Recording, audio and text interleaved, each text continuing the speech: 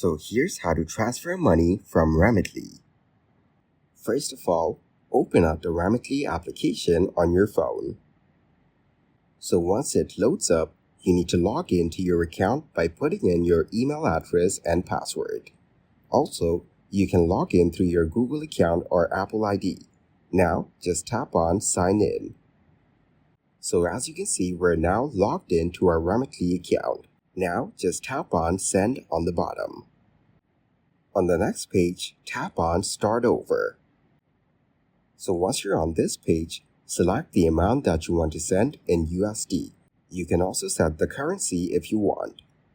So after putting in the amount, you will see the amount they will receive.